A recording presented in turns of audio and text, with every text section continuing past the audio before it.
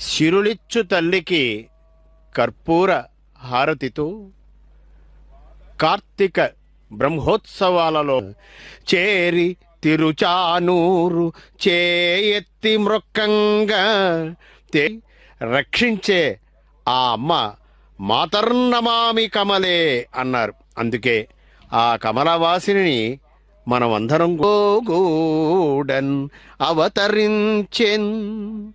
ఏ భామిని మణి మెరుస్తూ ఉండగా ఆకుపచ్చందనాల వన్నెలతో సంసిద్ధం కావడము అనే ముహూర్తం అంటూ వేరే ఏది ఉండదు. అఖిలాండకోటి బ్రహ్మాండ నాయకునిలో సగమై జగమై కూడా సమ్మిళితమై ఉంటుంది.